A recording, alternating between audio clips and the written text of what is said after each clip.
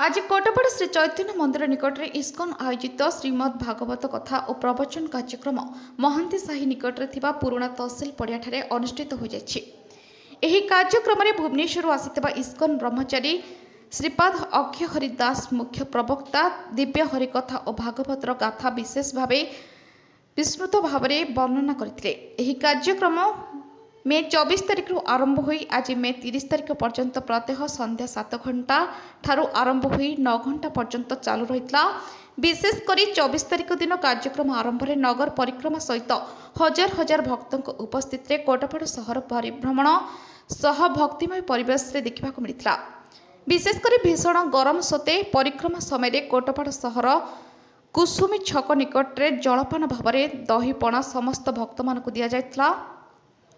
एही साप्ताहिक प्रवचन कार्यक्रम में कोटपाड़ अंचल कोण अनुकूल प्रत्येक दिन संध्यारे हजार हजार भक्तगण माने उपस्थित रही प्रवक्ता अक्षय हरिदास द्वारा भागवत प्रवचन कथामृत श्रवण करी मनमुग्ध होगा सहित भगवान कृपा लाभ कर देखा मिलता।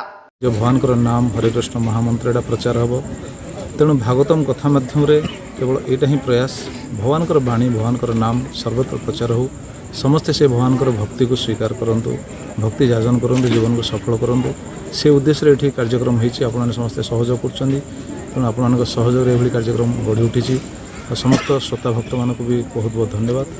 तेणु आपने आसिक ये उपस्थित अच्छा तेणु आपण माध्यम जो हरे कृष्ण महामंत्र एवं विशेषकर गीता भागवतम प्रचार बहुल भाव में हो पार यहाँ आशा रखुचु। तेणु भगवान आपको भी ये समस्त कल्याण पे आपन लगी जगत वास्तविक कल्याण हो केवल भक्ति मार्ग ही वास्तविक कल्याण हो पार। दैनंदिन कार्यक्रम आमर सो इस्कन सेंटर मानक दैनंदिन कार्यक्रम हुए भोर 4 तो कार्यक्रम आरंभ हो जाए मंगल आरती आरंभ कर रात ठाकुर शयन आरती पर्यटन विभिन्न कार्यक्रम रहे।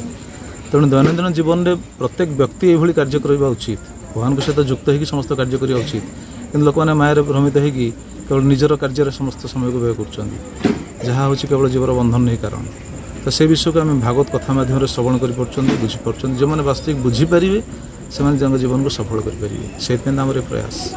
धन्यवाद।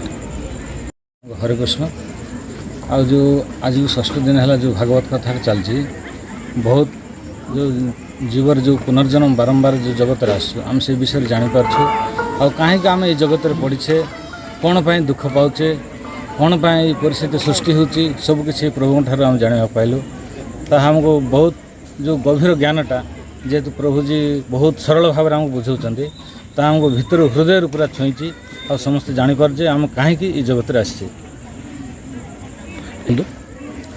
दैनंदिन जमी प्रभुजी कहले सकाल मंगल आरती तापर दर्शन आरती आउ विभिन्न आमर इस्कन विभिन्न गुड़ाए कार्यक्रम थाए गाँ मान प्रभु मैंने जाती सेमती अनेक गुड़ाए पाखतल गाँव को जाए भक्त मान सब भगवान जे सब लीला विषय कहती आमर दैनंदिन कर्म केमती करा उचित भगवान को भक्ति केमती करा जाए केमती आम मानव जीवन केमती सफलता कौ कर्म कले सफलता हम प्रकृत मानव जन्म कौन पर भगवान देइछन्ति ये सब प्रभु बुझाती आम जो सब जहाँ सब अच्छे आम नीति नियम वैष्णव धारा से सब आम पालन करूँ।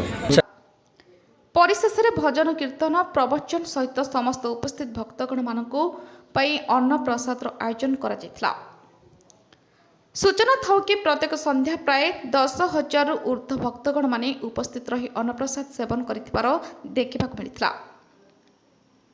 विशेषकर अनेक भक्त माने भागवत गीता ग्रहण करिथिबार देखा जायथला। एही कार्यक्रम में ब्रह्मचारी श्रीपाद अक्षय हरिदास सहित इस्कन मंदिर समस्त सदस्य माने उपस्थित रही पूर्ण सहयोग करथिले।